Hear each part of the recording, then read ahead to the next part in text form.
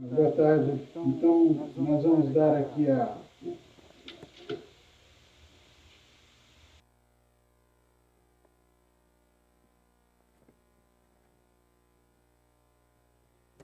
Boa tarde. Então, nós vamos dar aqui a sequência ao seminário do professor Fabrizio Granelli, intitulado Energy Efficient Network and Computing at the Network Edge. Professor Granelli is a full professor at the Department of Information Engineering Computer Science, DISI, of the University of Trento in Italy. He received the Laurea Master Science and PhD degree from the University of Genoa in Italy in 1997, 2001, respectively. He was visiting professor at the State University of Campinas, Unicamp, and in 2016 he was visiting professor at the University of Tokyo. He was IEEE Consult Distinction Lecturer for the period of 2012-2015 and 2021-2022. Consult Director of Online Content, Delegate for Education at DISI in 2015-2017, IEEE Consult Director of Educational Service, and IEEE Consult Director of Conference Development. Professor Granelli was General TPC Chair of several prestigious IEEE conferences such as Globecon, IEEE and FV-SDN, and IEEE CAMAD, and chaired several symposia at IEEE, ICC, and Globecon. He is the founding chair of the Aerial Communication Emerging Technology Initiative of the IEEE Communication Society and chair of the IEEE P1954 Standard Working Group. He is the author or co-author of more than 250 papers in established journal, books, and conferences. He is associate editor associate editor-in-chief, of the IEEE Communication Surveys and Tutorials, and senior editor of the IEEE Transaction Green Communication Networking. Fabrizio, thanks for your talk.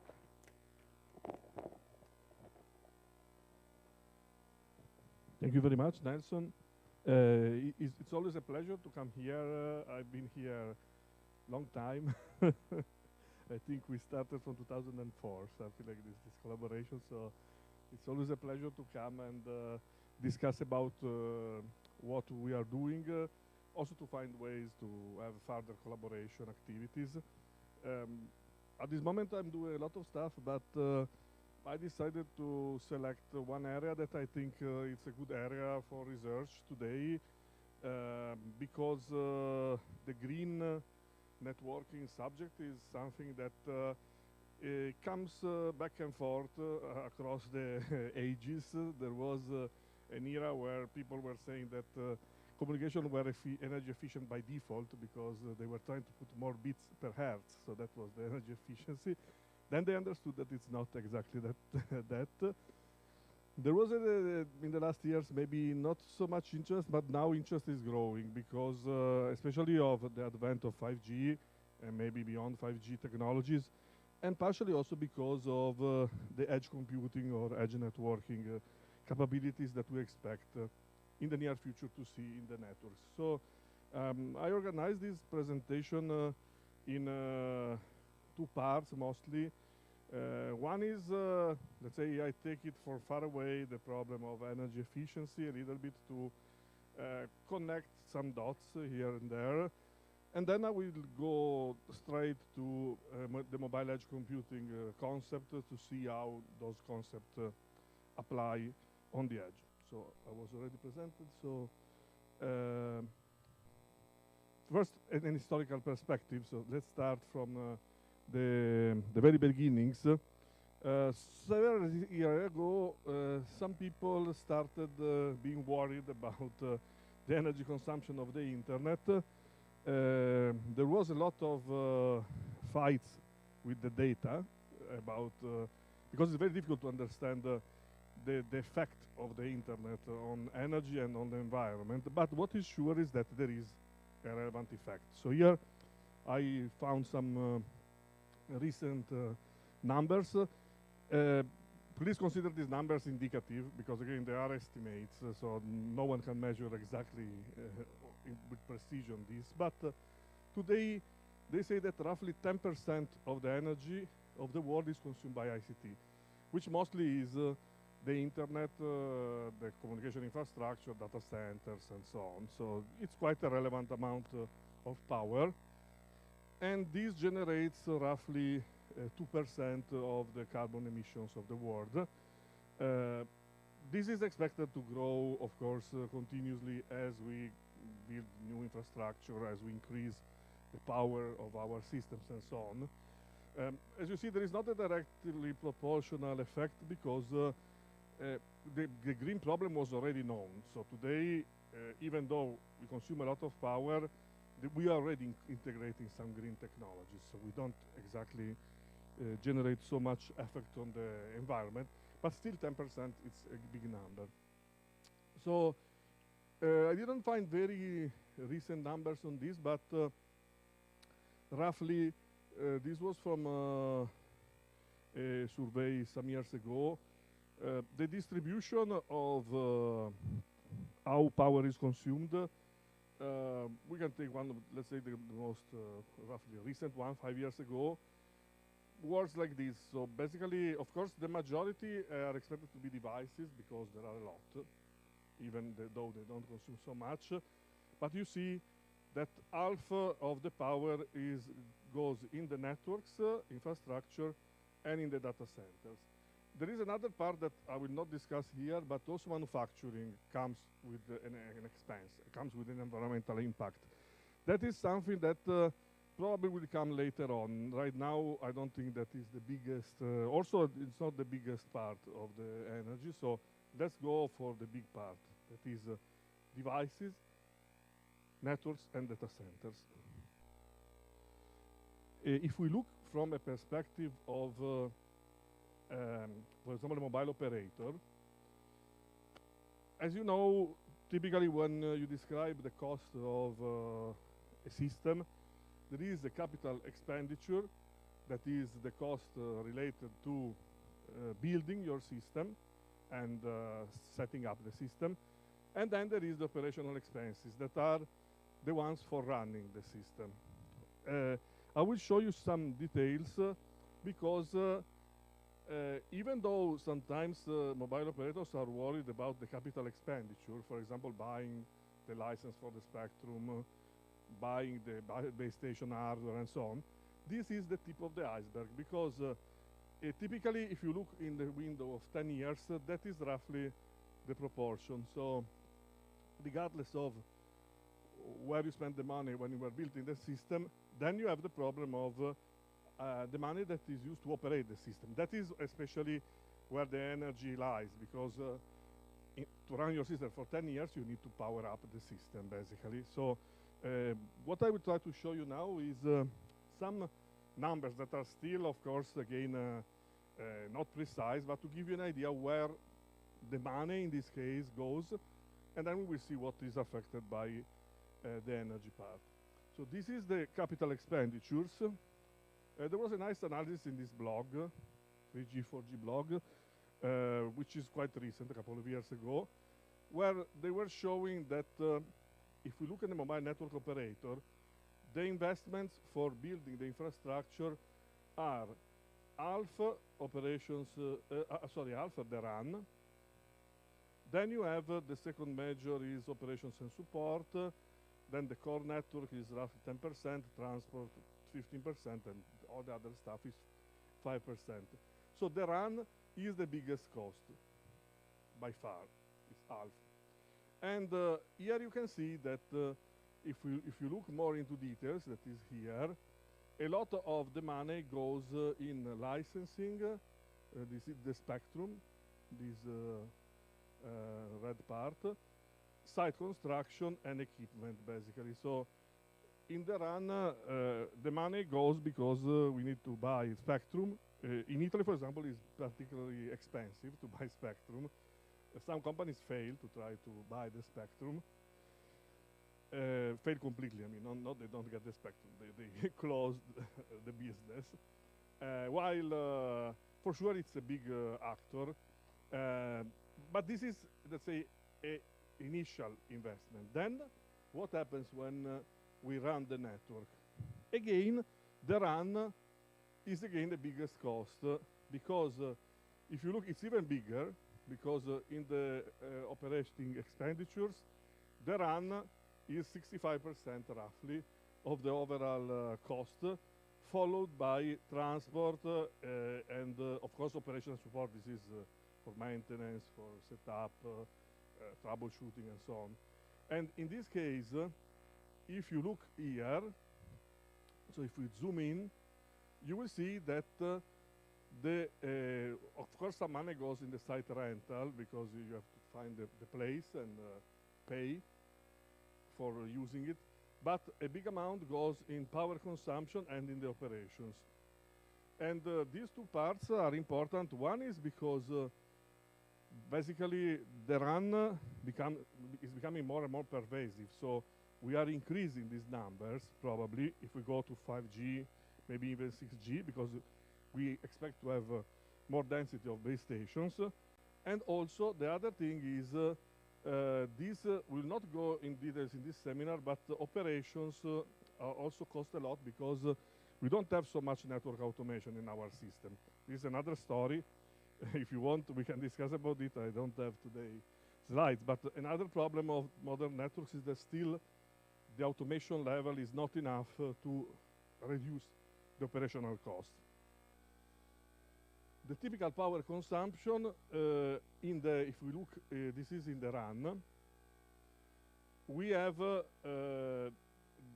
couple of interesting things. The energy for transmitting bits is this one. So this is the actual energy that you give to the antenna. But as you see, we have two big players. One is cooling, heating, lighting, UPS, storage loss. So this 25% means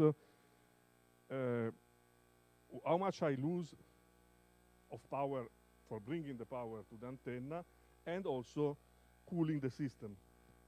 Because cooling the system allows the system to operate properly. So you need to cool, typically this is a cabinet that requires to have low temperature, relatively low temperature. Okay? The other interesting part is the red, because just keeping resources idle or integrating redundancy, because of course we cannot go every day there to modify or to update the hardware, costs a lot in terms of, in this case, not partially it's energy, because there are some components of the base station that are running, but they're not doing anything, for example. The other thing is we have redundancy, so we have spent money in spare equipment that maybe we don't use unless there is a malfunction. So there is a lot of areas where we can try to act in order to reduce these costs. And as you see, there are several of them that are connected to power directly. So this is the energy that we use in the radio frequency part.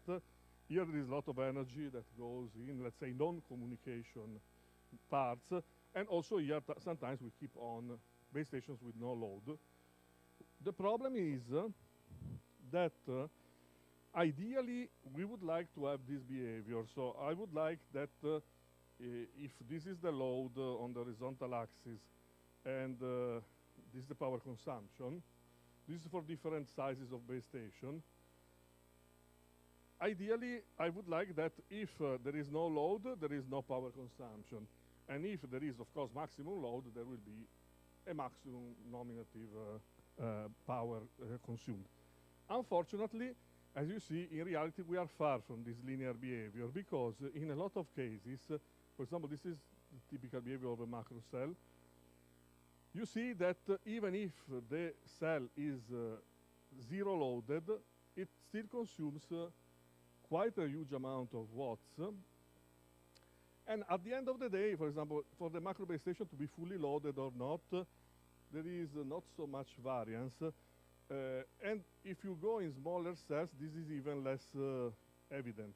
So this means that in order to save power, and this is some something that some companies are doing, you have to turn off your base station. Okay, the only way to bring to zero power consumption when there is nothing is you turn off the system.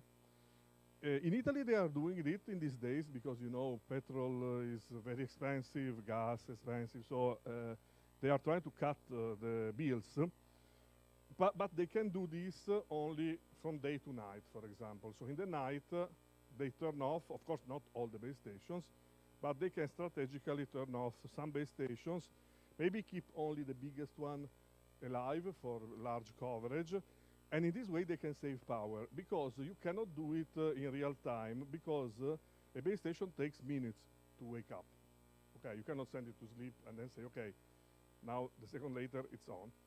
Maybe even more than some minutes. It might take even half an hour, because it's a very complex system to run. So this means that our systems in hardware, they are not very energy friendly, because they consume a lot even if they're not doing anything.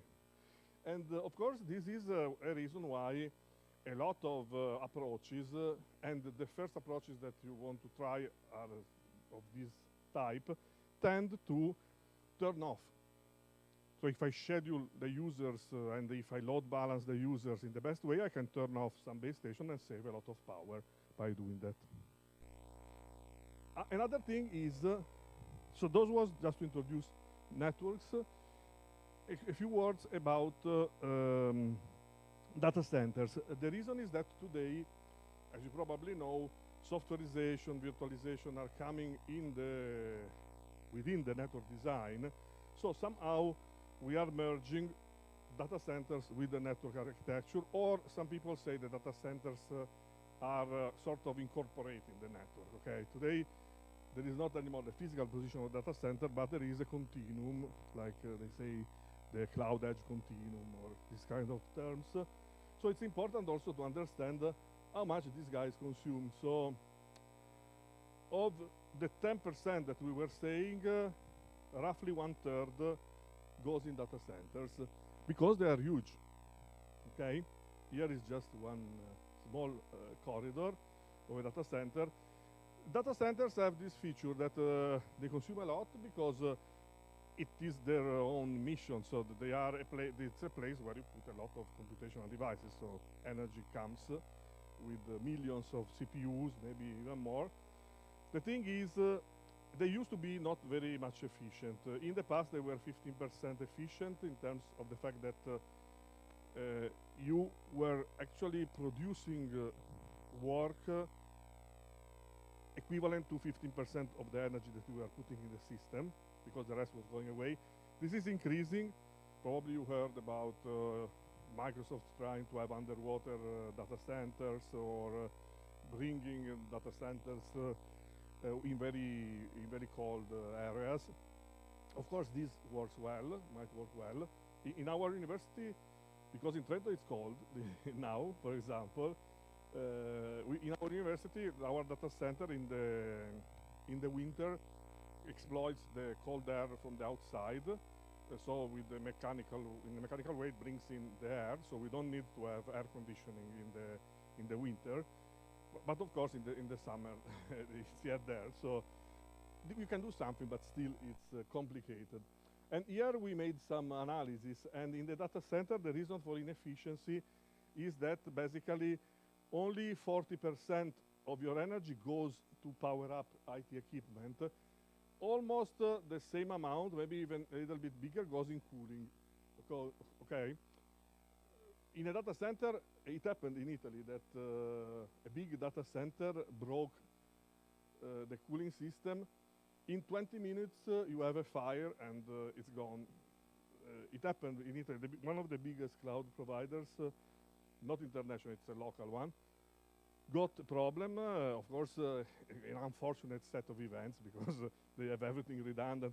But if you don't have cooling, your data center will remain on probably 10 minutes, 15 minutes, then it breaks completely.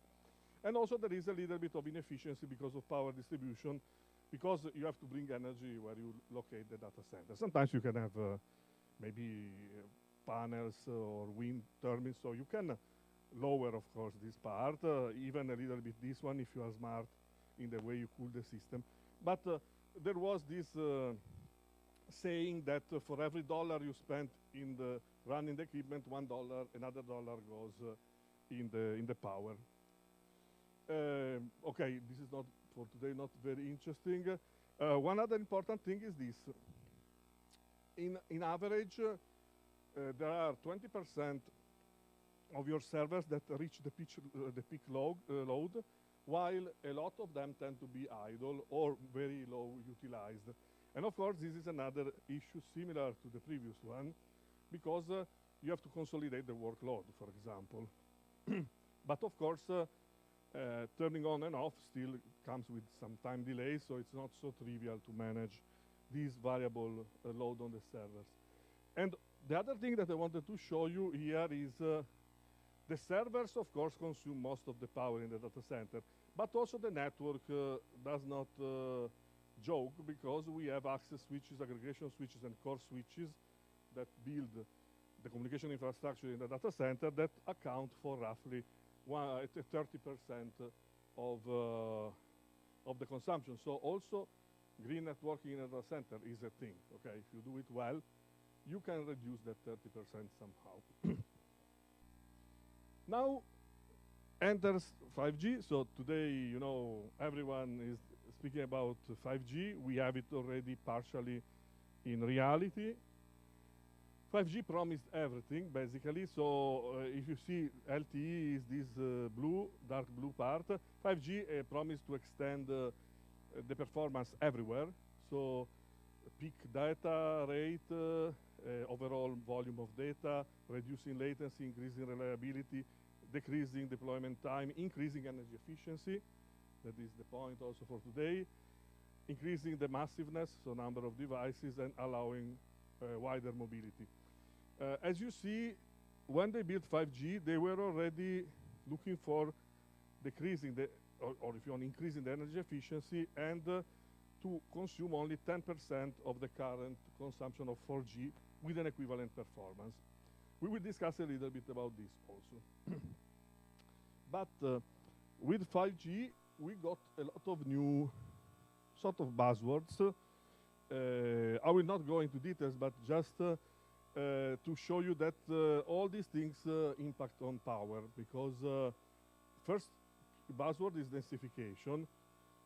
You know that the only way to really increase performance and provide support for very high performance hotspots is more base stations. Maybe smaller, with maybe millimeter waves or advanced technology, but you cannot have a very large cell with a very large number of users at the end. So densification is coming, and it's becoming extreme probably with 5G and beyond. Of course, there is awareness about the trade-off between spectral and energy efficiency, because we already have some approaches that might control how we allocate the power, including energy harvesting or maybe wireless power transfer, but those at the moment are a little bit far in the future. I mean, we can do harvesting, we can do a little bit of power transfer, but not yet in the dimension that is requested by mobile network. Another thing is probably there will be approaches to exploit new spectrum areas, including millimeter wave, that is also related to densification, but also opportunistic communication. Every time you make the system more complex, this increases the power, okay? We don't know maybe exactly how much, but it will increase. And finally, I will focus more on this. One of the biggest features of 5G, as you know, is softwareization. So in 5G, we are going to have SDN, software-defined networking, network function virtualization, that are expected to become really the novelties of the standard, besides increasing performance in the run. But what I would like to discuss today is that, of course, those things come with a price. So they increase, again, the complexity of the system. And at the moment, in the literature, it's very difficult to understand which is the impact on power consumption of these two guys. Okay? I will show you some figures, because we started working on that. But not much literature is on that, so it's a nice topic to analyze and to discuss.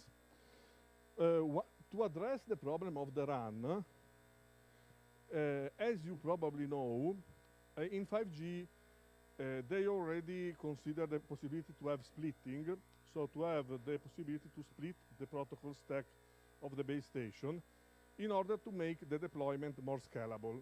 For example, I might relocate some processing power of the base station in such a way that I can consolidate it in another position. So I can take out a lot of the processing that typically is in the cabinet below the towers and bring it somewhere to softwareization. In this way, I have different trade-offs because I can define simpler base stations and relocate the computational power somewhere else. What I mean is this, that also goes broadly under the name of Open Run. Today, most of the deployments are like this. So you have the whole protocol stack of the base station, and you have a fiber that brings the data to the transport and to the core. What 5G suggests is instead to have this split in the standard, that is to split inside layer 2, so that quite a lot of computational part is computed somewhere else. This is your base station with the antenna. Then you have an optical fiber that with these constraints can allow you to have the same performance as in the right case, but relocating this. And if you relocate this, you can exploit, for example, a small data center or some computational power along the way to perform packet processing, basically. You can also do more extreme stuff like this, if you like. So you can have a radio site that is only the antenna and the analog to digital converter, and to relocate all the stacks somewhere else. But unfortunately today, it's quite risky because you need a connection at 1 terabit per second that is tough and expensive, and the latency should be smaller than 0.1 millisecond, so you cannot go much away, okay?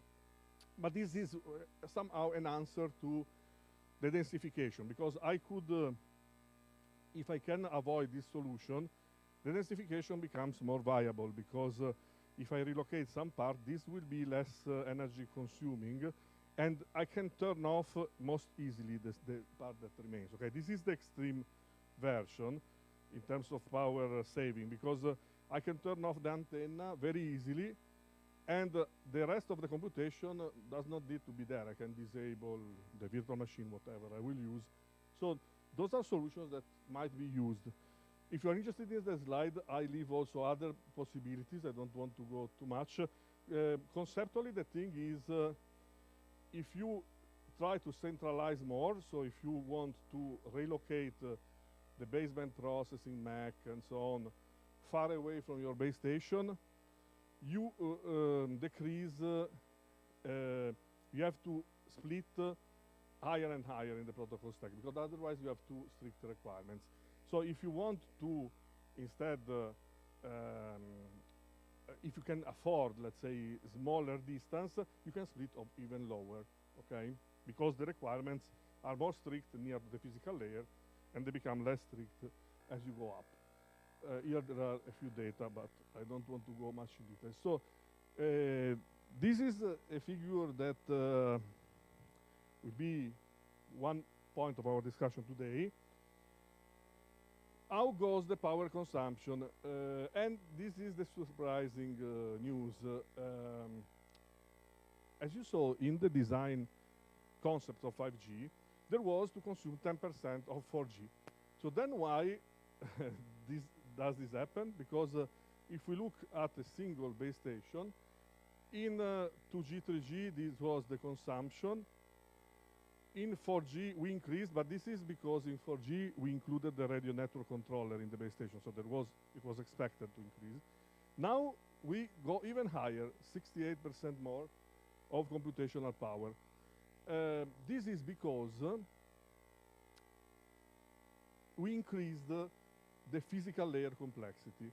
Actually, it's non-trivial to understand these numbers, of course hoping that they are true because they come from a few references, but might be a little different. But what is sure is that today, using massive MIMO, using beamforming, a lot of other methods to increase spectral efficiency, decrease the power that we spend for bits.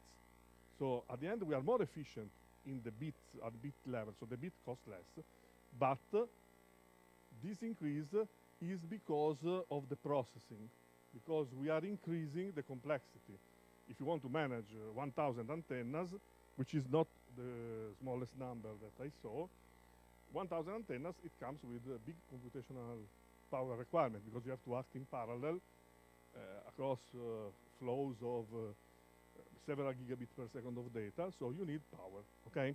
So what I wanted to show you here is that while 5G is more efficient in using the spectrum, that is for sure, it's roughly 90% more efficient, so they made it. Still, there is a question mark about how the overall power can be contained, because 5G will have more base stations, and the single base station itself will become even more costly. So the good news are that, and here all the producers, Nokia, Telefonica, Ericsson, they are all agreeing that they made it, so they achieved 90% more energy efficiency because of this number, watts divided by megabit per second. Unfortunately, today the user expects more than this, not a linear increase in the power, but an exponential increase. So, in a positive sense, we can say that using 5G will help other energy, other industries, like energy industry, to increase the efficiency because of smart grids, or smart buildings. So it can have 5G can have a positive aspect overall because it will impact on a lot of other companies. On the other side, we have this question mark about the power consumption increase from 4G to 5G because, for example, in China they expect that the telco infrastructure will double the energy consumption when they will have full deployment of 5G. Again, those are numbers that are indicative, but of course, if they say double, maybe something in the range exists, so it will still increase somehow. So the point is why this is increasing. And as you see, most experts point to massive MIMO, and then I will go to the second part of the presentation, edge servers, because we will have a more pervasive infrastructure, and this of course comes with costs, proliferation of 5G cell sites because of densification, and the flexibility. Some people say the flexibility of the 5G networks will come with the cost. So I will try to elaborate this aspect especially a little bit more in the next few slides. Remember, the two new things that we have with respect to 4G basically are SDN. SDN means you relocate the control plane in a central position where you have the controller, with advantage that the single controller can control the whole infrastructure, so you can program all your network from one time to the other, reprogram it, reconfigure it very easily. And because you have simple nodes and the intelligence lies in an entity that is the SDN controller. Of course, you need a little bit of complexity because you add a new interface between the controller and the hardware. The other thing that we will see is network function virtualization. Network function virtualization means that basically every network function, so every functionality of the network might be virtual. Okay, so if I have today a firewall, now with NFV I have a virtual appliance that operates as a firewall, but it can operate on whatever hardware I have. Okay, of course there is constraints in performance, but basically the idea is that you can relocate functionalities where you want, multiply them, re-provision them, so make them more powerful, less powerful, in a very dynamic way. And this will impact on mobile systems because with respect to 4G, we are going to have a 5G when we will have the standalone version of 5G, where basically in principle one operator can have all its core network, even part of the RAN, completely virtualized, as you can see here in this cloud. So all the functionalities can be softwareized. The only thing that remains, of course, is the radio frequency part, that is the remote radio head, that is hardware that needs to stay there. Then now this will lead to this architecture. I will not go into details. This is the well-known service-based architecture of 5G. The bottom there is the data plane. This is the control plane of 5G. In principle, all these components, including the UPF, can be virtual. The only physical devices are the user equipment, so the smartphone and some radio access portion. That is the extreme. Of course, I don't expect mobile operators will start with this. They will start with hardware, then migrate to software.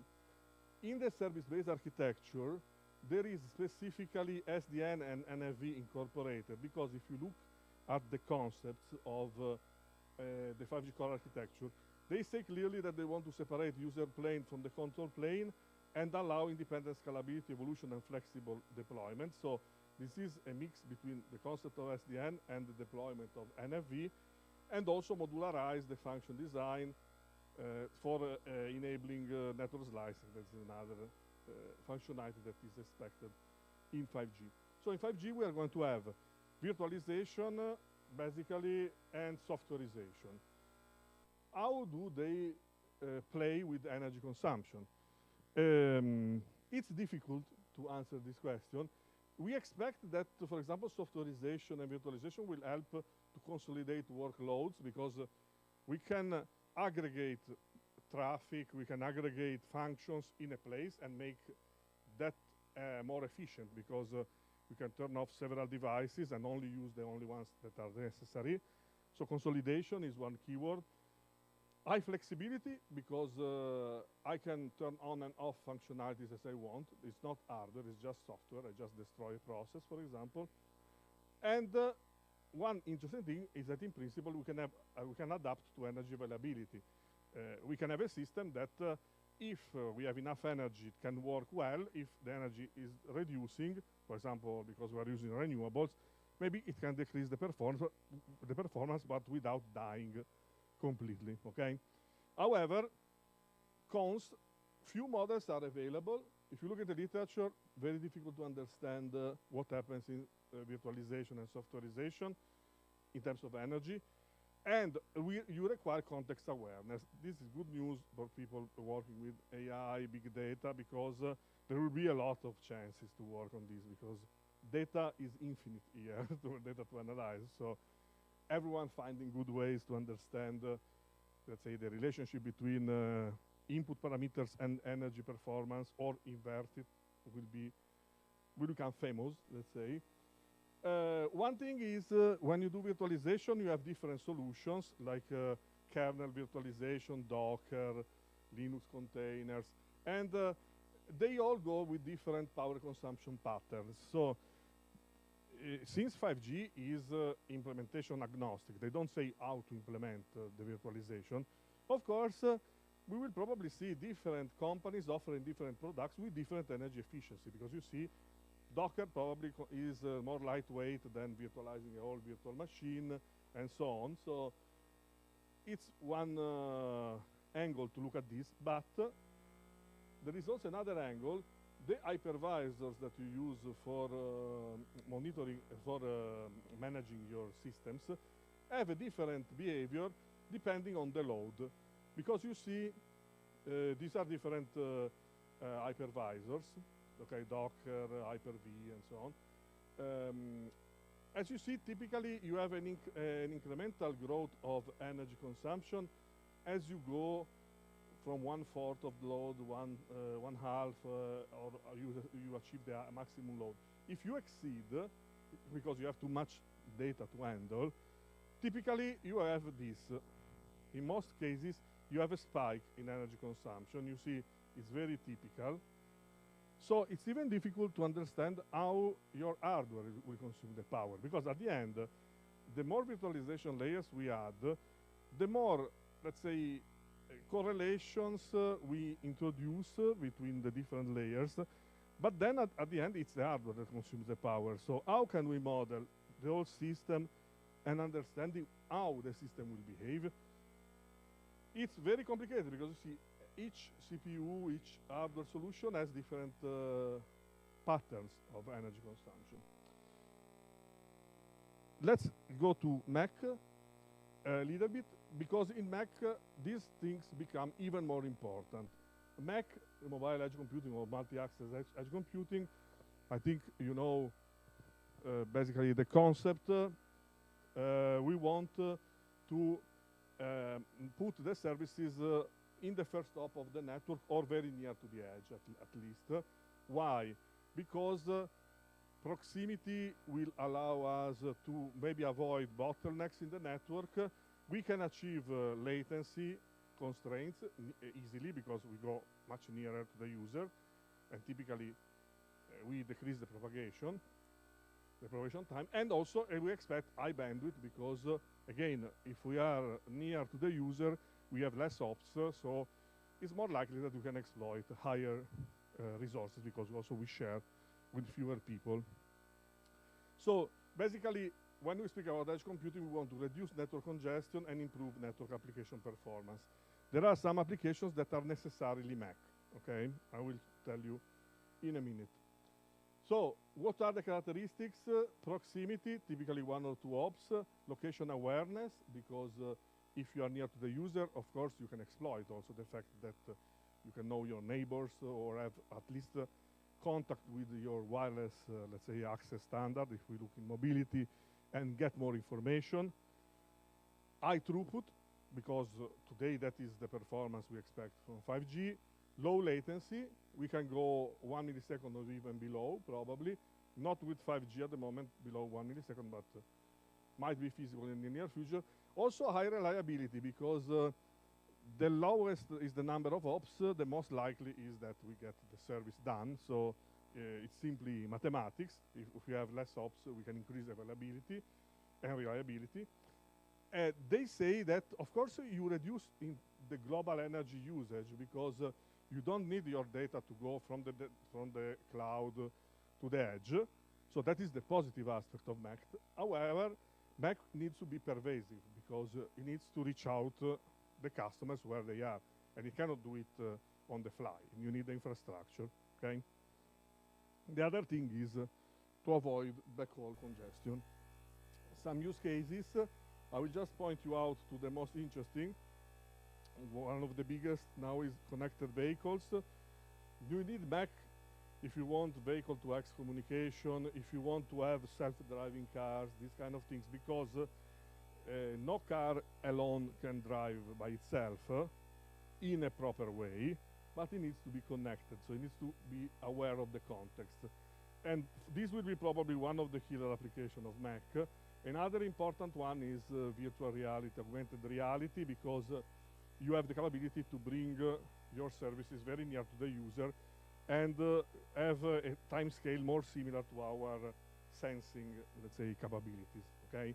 Today, virtual reality is crap because we go in a cloud where just the delay impairs our possibility to perceive the system as real, okay? We don't interact properly because we need to be near to our server. This is one of the options. But then there are also other things that might still be improved.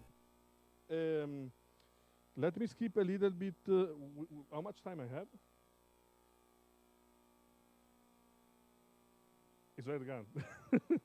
No, just because I will leave you the slides for this part because there is a brief discussion on how to implement Mac in 5G. If you want, I can come back later, okay? But I want to arrive to the message. So there are some requirements for Mac to be integrated in 5G. Basically, let me show you. This can be one. Here is how you can implement, maybe the best is this. Is how you can implement Mac. Basically, you implement Mac from your user plane function of 5G, which is a router, basically, having two other nodes, one that goes to the internet and one that drives the traffic nearby, okay? In 4G, it's not possible because in 4G you have the so-called GTP tunnel, you cannot break it, okay? So everything goes to somewhere, which is typically the serving gateway.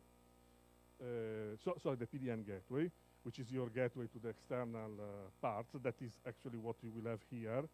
To implement MAC, you need to steer the traffic through a local router, because that is where you have your processing capabilities. Okay, this is one example. There are different deployments if you wish. So let's go to the heart of this. And what about energy efficiency and MAC? It's challenging because you have pervasiveness, so several locations. You need hardware because, of course, you can't deploy MAC without anything. It's a miracle if you can run services out of the air. And the other thing that's not trivial is there is extremely variable load, because the more pervasive you are, the more difficult it is to estimate how many users you will have, because users are moving. They don't want to have any constraints. So it's very difficult, and this leads back to the problem of the non-linear behavior. Okay, you cannot turn off a MAC node completely, because maybe a user will come. You cannot keep it sleeping because it consumes a lot. So you need to find the best way to manage the system. In addition, no one says that where you will deploy the MAC, you will have high power availability, because if I want to deploy MAC in an area where power is not available, you have only the base station, maybe with a solar panel, it becomes very challenging to devote other power to MAC. So MAC needs to be born with energy efficiency, because otherwise it will not be scalable. Okay. And I will briefly discuss a few of these things. So what we can do for energy efficiency. In my opinion, the first point, that is what we are doing at the moment in my group, is understanding how to model a MAC system. So we want to see which is the trade-off between performance and energy consumption, because that is, when you have a model, then you can optimize it, okay? But if you don't know which is the relationship between traffic that you manage and the energy, you will never optimize it properly. So that is something that is lacking in the literature completely. Of course, then the next step is try to use renewable sources or simultaneous power and information transfer or energy harvesting. These are things that I will leave just for a short note. For sure, we will need artificial intelligence, or let's call it machine learning or big data tools, because still it's a very complex system. You will see there are a lot of variants. You cannot say that you will implement MAC on a dedicated hardware and only that hardware. So it's very difficult to understand how the modules of MAC will come together, how the hardware and the software will work together. And finally, I will mention this idea of digital twin, but let me come to the point. So I had one of my PhD students addressing this problem. I told him, show me, if you have a limited power capability, which is the trade-off between networking and processing. Because if you have your PC, you can dedicate processing power to processing, like I stream video, I encode something, or I can dedicate it to networking, because I still need my bus resources, my storage resources to analyze packets. So we found out that there was nothing in the literature. So what we tried to do is we built a 5G system emulator that is, here you can see the logic. So there is the RAN here, the MAC, and the cloud. And the idea was to constrain the resources of the MAC host. For example, saying, I want to run a MAC host on a Raspberry Pi. Okay, I want my Raspberry Pi to offer some service. And then see what happens when the resources are scarce. Because of course, if I have all the resources of the world, I don't need to optimize anything. Let's see what happens when we are in crisis of resources. We needed to play a little bit with some benchmarks to tune our system, because what we did is we forced Docker containers to use only a fraction of our CPU to limit the processing. For example, I think we used some numbers, but typically 37% of a laptop CPU to dedicate to Mac. So that is our Mac box. And what we studied was this. So if I increase or modify the CPU load of my Mac node, what happens to the throughput that I can get? Because most likely a Mac node will host the user plane function that is the router and some processing power, okay? How should I split that? Or when should I go in crisis? So when do I find out that my system is not appropriate? These are real measurements. We did it with an emulator, but you see they are quite variable because, of course, it's very difficult to have a precise plot. But we have clear trends. So in the worst case, for example, if you allocate only 20% of the CPU of my PhD student laptop to the Mac, what happens is this. So even if you have a very small throughput, you already load 40% of your CPU because the CPU needs to process the packets, okay, just for switching. If you increase the throughput, you will reach a maximum throughput around 35 megabits per second, okay? If I add more capability, I can bend this curve to the blue. The blue is when I dedicate the whole laptop to be a Mac node. And in this case, as you see, I can easily go between 10 and 70 megabits per second. That was our limit because afterwards the laptop was not enough powerful to switch all the traffic. But just using, at the same time, having available 60% of the load for other stuff. So what my student demonstrated is this kind of behavior. So if you have a process that consumes CPU in your Mac, one or more, and you have also the need to perform switching, typically you have this linear behavior. You can see it in the red. So either you use most CPU for processing, and you have a very low throughput because you will get 10 megabits, or you dedicate more resources to throughput, but you don't do much processing. And depending on the behavior, here it's a little bit confused, but you see there is this line tends to become vertical, because vertical means that you can do whatever processing you want, okay? So what we demonstrated with this work is that depending on what I deploy on the Mac, the performance changes, and of course also the power consumption, because if I go to the limit of my system, I will show you one measurement that we did on a test bed, I increase a lot the power consumption. So I need to be wise, and this student is working, actually another student that I will show you the work, is working with a company that produces private networks. For them, this is interesting to know because they need to understand which is how to build the orchestrator of the Mac. So how to define how to deploy the services, which services to deploy, whether you need more provisioning, more resources in the Mac, and so on. So that was not in the literature. We submitted this still, so it's brand new results. They are submitted currently, so you will see maybe coming out in a minute, in hopefully some months, not a minute. The other interesting thing is this. Another of my students, I asked him to study whether it's best to have containers, virtual machines, or bare metal virtualization. You know, there are several alternatives how to deploy the service, and now we are merging the two works. But what I asked him is, show me how much power is consumed by, we took some so-called NUC PCs. They are small ones, have quite good computational power. As you see, they can handle traffic up to 1 gigabit per second maximum. They have fairly good CPUs, but they are small, so the idea is those might be useful for Mac because they are small devices.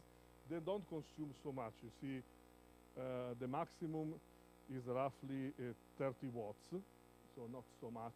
They are affordable on the edge. And I asked him, show me by measurements. So he built a system to measure the power consumed from the plug. So it's the overall energy, using different solutions. And we found out something interesting. One is that As we expected, virtual machines tend to consume more. Okay, it's the green. So if you raise the workload, here we raise the throughput. You see the power steps up quite fast. But we knew, because virtual machines typically come with a lot of overhead. Containers or bare metal have a small increase, so which is good. What we found out was interesting also here. It's not very relevant, but it shows you that, for example, containers, the environment to run containers, when there is no load, consumes a little bit more. Okay, not much, but we made a lot of runs because we thought it was an error. At the end, there is a little bit more of consumption, probably because the containers require an environment more dynamic. So probably you have processes that still are running even if you don't have anything. Maybe the virtual machine, if it does nothing, it's okay. Okay. So now what we are doing now, I don't have figures because we are still working on that, is to merge this energy behavior with the previous results so that we can have a full picture where we have computation, networking performance, and energy performance, so that at the end, and this is the work of this student that did this work, he will define an orchestrator that can optimize the energy consumption depending on the performance that we expect. But we need the model. The thing is, without a model, you cannot do anything. So we needed to start from scratch. Some people think what we are studying can also be applied to this concept of Nokia, of the zero-emission base station site where everything is powered by renewables, because we might think that if we know the model, so if we know where energy goes, we can optimize based on the amount of power that I will have in the renewables and the battery, the lifetime of my system. Okay. This I can. We made some experiments on the feasibility, but not very interesting. To finish, I wanted to show you one concept that I think it will become very interesting also in networks. That is the idea of the digital twin. Probably you heard it. It is the concept to accurately model all the physical details of what is called the real twin, the physical twin, in a sort of simulator that is continuously updated with real-time information. In Europe, a big project by the European Union is to build the digital twin of Earth. So they want a digital twin of the environment, actually, not all of the people, but of the whole environment to study, why pollution happens and so on, or why climate is changing, these kind of things. So the digital twin is interesting because if you read it, let's say, with not much care, you say, okay, it's a simulator. That's nice. But the point is that it's continuously updated and synchronized with the real twin. So a lot of companies, they use it already in industrial processes to study what happens to the physical twin. For example, in airplanes, they have the digital twin that is used for maintenance because they can understand or simulate what happens if the airplane will be run without maybe changing a component. So they can do predictive maintenance.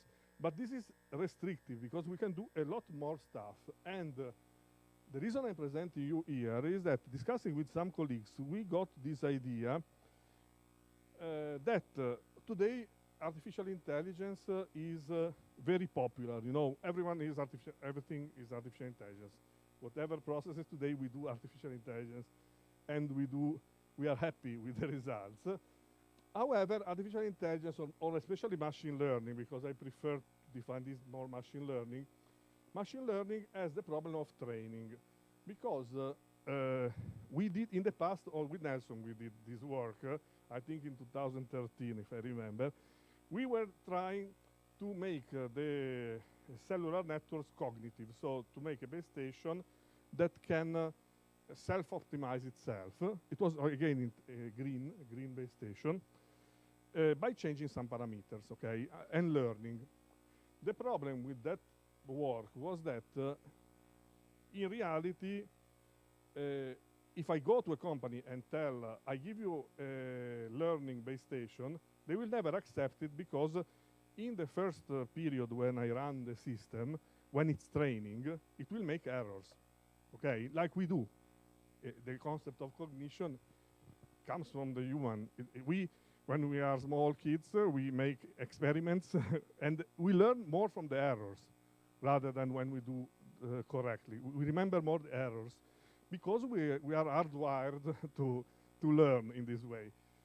If we mimic this in a machine learning approach, we need a place where the machine learning process can learn without affecting reality. And that is precisely what a digital twin represents. It's a toy that you give to your machine learning system. It can learn very fast because it's a simulator. It can run very fast, so it can make billions of operations. If you run it in a data center, probably you can study, I don't know, millions of years of operation of this device, with the advantage that it will not affect directly the real environment, but it's still as much realistic as possible. So the reason why I'm giving this concept here is that I believe there is space for this called network digital twins in this framework. So if we want a self-optimizing system, so if we want a closed-loop operation, we might think to use digital twins, for example, to represent the network infrastructure, maybe the slices, if you are slicing the system, the services. So we can have different digital twins and build that cloud that is our digital twin sandbox. That is where we can learn with machine learning or perform what-if operations. So what happens if I turn off this base station? I can simulate it. If I like the result, then I can run, I can tell the network manager to apply the new rule, okay? And this, I think, will apply very well in Mac, because in Mac, especially, as you saw, it's very difficult to know exactly how to characterize your system. So probably a system like this can help you to combine the digital twins, for example, of the hardware, of the software, of 5G, of whatever system you are using, and your services, so that you can have a combination of software that you can emulate your system, so that at least you will learn how to optimize it. Maybe it can be even not so long, but you learn how your system behaves in terms of energy consumption, and you can take not random actions, but very motivated actions based on your knowledge of your system. And if you make a wrong decision, then you can improve, again, even your knowledge of the system. And in this way, you can probably take out mostly of the errors that you can do in the real world while maintaining an adaptivity that is beyond our possibilities, okay? I cannot have a model of each PC, for example, each hardware platform, to be able to understand how much power is consumed by one action rather than the other. And there are a few variants. For example, I discussed with an expert in cloud computing, and he told me that depending on which processes you schedule on the same CPU, the consumption is different. For example, if you schedule all processes that have the same characteristics, and the last one is different, so you load 100%, but the last one is different, sometimes energy consumption is lower than if you schedule all the same processes. Understanding why might be maybe because of parallelization pipelining effects, but in reality there are a lot of situations in which we don't know the input-output relationship. That is why probably applying machine learning or artificial intelligence in this framework can help to better know what to do, okay? Because the missing link, and with this I finish today, the missing link to increase the efficiency is network automation, okay? Everything that I discussed up to now is some building blocks, some bricks that you can put together, but the overall problem becomes how you put everything together in a single system that can self-optimize itself, because we cannot have a person that continuously looks at how many users are in a Mac node, turns off something, moves, redistributes the users. Those are things that must be done alone by the system, but not in a random way or in a predefined way, but in a context-aware fashion. And this is where we close the loop. So we have, once we know the models for our systems, we can play with optimization, we can take smart decisions, And then the human is out of the loop now, because the system is capable of learning what is useful, what is not, giving good indications to the network manager, and even if that is not the best, still learn from the closed loop. Okay? So with this, I thank you for your time, and I think this is a very interesting topic from all angles to study. So there are several opportunities. I would be happy to discuss with you about details today, or if you are interested, you can find me also via email. Okay? Thank you very much.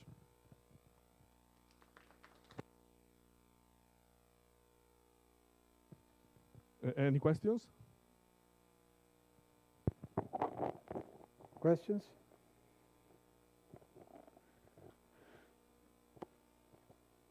So that study that you did with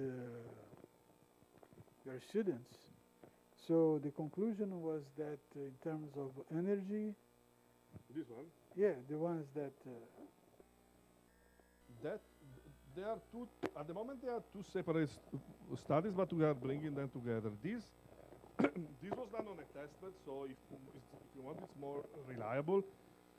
This demonstrated that just the solution that you use for virtualization impacts on the power, because here we use exactly the same services that are just some processing of packets. We just increase the amount of load, okay? And you see clearly that depending on the solution, we have a clear impact on power consumption. So if you implement virtualization using virtual machine rather than containers, you spend much more power, okay? So that was the conclusion. The other thing here was to also to observe that it's not always true, because of course there is the variance. When the system is idle, some processes tend to be unpredictable, let's say. So containers seem to consume a little bit more power, probably because of the environment, because they are smaller tasks and they require a whole environment to be run rather than a virtual machine. So this is another side effect that we measured. And we also measured that idle consumption is not zero, okay? So remember, it's always starts from 5 watts, 6 watts, something like this, even if the system is not doing anything, okay? We were very careful in resetting everything that was not our processes or the hypervisor, of course. So there is nothing there, and still they consume 7 watts, okay? So that was one of the results. The other, from the other student, we can look at, maybe it's simpler, this one. Instead, here we demonstrated that since probably Mac will be implemented in a single small data center, or maybe even a single computer, this computer should do at least switching, because it needs to be your steering node, because the network will send the packets to that switch, and your component maybe decides to route packets to another place or do other stuff, so it needs to switch, but it needs also to provide computing environment, because you need to run services on the edge. What we demonstrated here is that you have too few resources, that is the red. Your system has a clear trade-off. Here is almost linear. So either you favor the throughput of your system at the expense of the CPU to give to the services, or if you want, for example, to deploy machine learning on the edge, you probably sacrifice the throughput, okay? And this is important because it can help you selecting, well, I didn't go into details, but now that you asked, it came back into my mind. In Mac, one of the interesting things is the migration of the services. So you can move a service to follow the user, for example. So if you know that one node is in crisis of resources, this helps you to locate maybe in another node your processing task, because otherwise you risk to destroy also the services of others. Okay, if I am in this situation and I'm pushing the throughput to 30, even 40 maybe megabit per second, it means that if someone adds some CPU consumption, so if I add for example, a simple training module for machine learning. So I want to see, I don't know, to locate users, for example. I will start going to the left, and this means that the other services will experience lower throughput, okay? Because those are the results that I have available. So I can only play in this triangular area in the case of the red configuration. If I have more resources, I have more, let's say, configurations that I can use, okay? Because we want to use this as a decision, as let's say, to drive the decision on whether and when to migrate a service. So I need to know in advance in the next node where I would like to put the service, whether there are enough resources or if I'm destroying the service of the other people. Because today this might happen. I add a container, it consumes so much processing power that reduces also the throughput of the other users, so I destroy practically the service of everyone. And it is something that in the literature does not appear. Okay? There are solutions, optimization solutions based on the fact that you have processing power and you have networking capability. Those exist, so there are global optimization problems. But they don't consider that in real time you will have this trade-off. So this trade-off is not present, typically. So it's one step forward in having a model that is most appropriate for this task. Okay, thank you. Questions? Yes?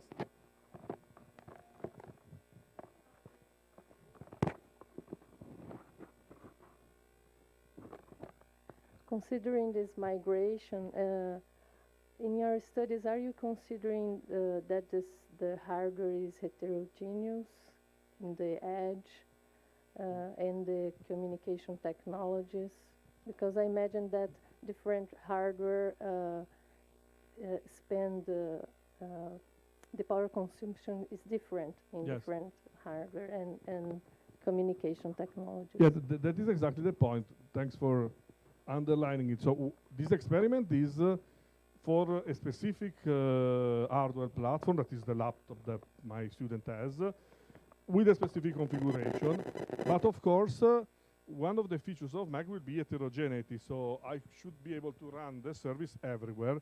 And that is why what we are thinking is to find ways to build these diagrams when you start running your system. So to have maybe a small training like they do in ADSL, for example, so that you know the characteristics of your hardware. Otherwise, you can go with this. As I was mentioning, the other solution is this one, where, because this might be interesting, maybe the person that sells me the hardware might give me the digital twin of my hardware. Because the digital twin has the potential, we discussed a lot with some colleagues about this. An advantage that I didn't see it was one of my friends in Italy that told me when we were discussing. An interesting advantage of the digital twin is that you don't need to disclose how your system works. You only need to give a model. So for a company, for example, they don't disclose you something that might be covered by secrets or things. They only need to tell you how it behaves. Okay, so it's another advantage that might push companies to build their own digital twin, so that when you build your hardware, you have also your digital twin. Or in alternative, you can build it yourself, because I can build it as I did in the example there. I can send traffic, measure the performance, and build it myself. But I think one interesting application of digital twins would be that you don't disclose the state of your system. You give a model, okay? So when I was speaking about all the digital twins, one advantage is also that, for example, the service provider does not need to tell you how the service is built, but how it behaves. For example, if I reduce the throughput, what will happen? It will tell me that not that they're using, I don't know, TCP with multipath. Yeah. So I will hide those details inside and make it more heterogeneous also. Thank you.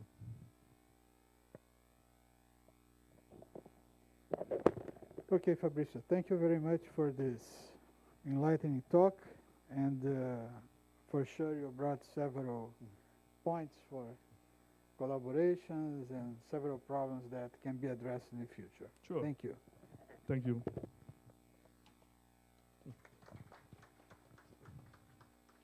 so if some of you is interested in these topics, please contact Nelson. He can bridge, can make